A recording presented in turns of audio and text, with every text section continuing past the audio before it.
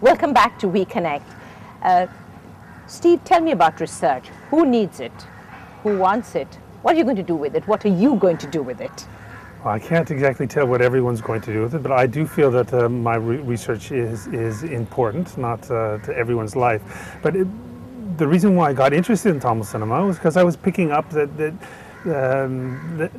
cinema was important to people. It's something that people wanted to talk about. I could talk to anyone about cinema, and so in the sense that as an outsider relating to life in Tamil Nadu, cinema was a kind of touchstone that allowed me to relate to people. So I feel in some ways that my interest in cinema has come from a popular interest in it. It's true that perhaps not everyone is.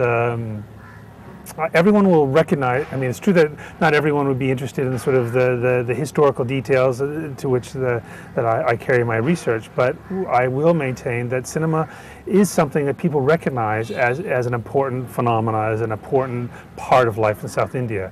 And so part of my job, obviously, is to help people see that cultural heritage in a new light, perhaps in ways, thinking about it in ways that they haven't done so before. So what I try to offer to people is not tell another story about MGR or Shivaji, but maybe think about the phenomena of MGR and Shivaji in ways that they hadn't before. That maybe help to put them some perspective of why it is, how it is, and to what extent Tamil cinema is something that has become so important to them. Right. It is pretty amazing, really, the relation between politics and cinema, especially in our state. Now, was it really essential and necessary for you? Because you've spent almost 6 years of your life on and off in this part of the country, you know, in Tamil Nadu and Sri Lanka as well, right? You Just also briefly, did, yeah. Briefly. Essential for you to have actually lived here and you speak Tamil fluently. Tamil பேச முடியும், right? அப்படி ஒன்று சொல்ல முடியாது. ஒரு அளவா பேசுறேன், அவ்வளவுதான். Okay. Yeah, no, it's also a personal connection. Once after you spend enough time in a place that I mean, some of my oldest friends of the world are now in South India, you know. So there's I've spent a lot of time with my wife, who's also American, but we spent a lot of time here together. I'm now currently living here with my family, so it's after a while it sort of takes hold of you as well. It's part of who I am. I mean, but. One doesn't have one can is unavoidable now, I think. Right. You are here through till August of this year. Then what, Steve? What's your next thing? I have to go back to my job in teaching in London, where I'm sort of director of a program in anthropology of media. So I'm teaching about a much wider range of topics about media topics in Asia and Africa.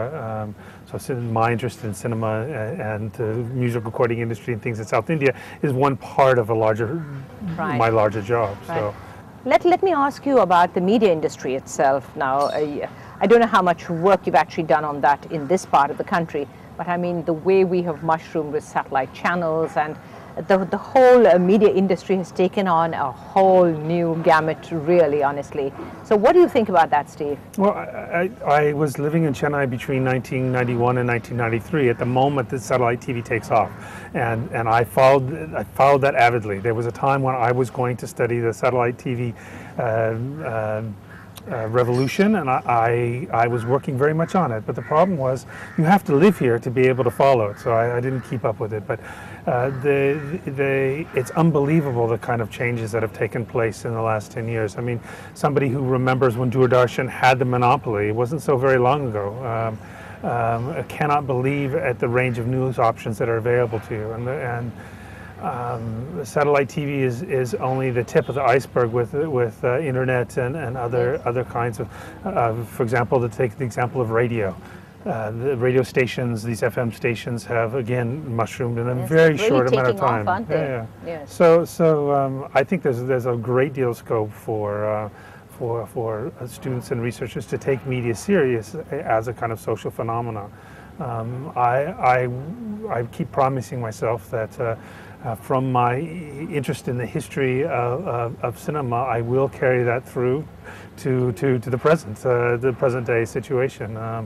But perhaps I might do that sort of retrospectively when I'm sort of more senior in my career. But I still think it's very important to sort of begin and end with the present. So asking the question of why does cinema matter in South India, one has to sort of start by looking around you and taking a cue from the people as they live their lives here in India now. Right. Do you think we can ever reach saturation point in terms of satellite channels?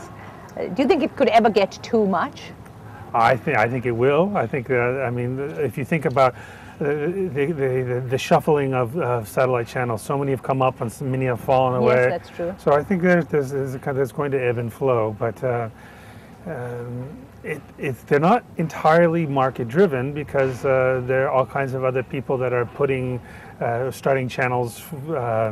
Well, I won't call them vanity projects, but they have other agendas that are other than just media business. Right, because almost every political party here has its own channel, which it uses primarily for its own propaganda purposes. Most of the political parties. So, what do you think about that? Is that where Steve Hughes is coming from when you talk about, politics and not necessarily Tamil cinema, but the media industry? It's a part of this larger story of how politics and media forms have gone together over the course of the 20th century. And we might think it's new media, so therefore it's a new phenomenon, but it's actually a much older story that I would hope that we can perhaps understand better by seeing it as part of grounded in a richer cultural heritage. Right. Stephen, we've enjoyed talking with you today. I really appreciate your time. Thank you so much indeed. Well, that's about it from us here in the WeConnect team. We'll be back with you next week, so make sure that you join us again. Goodbye for now.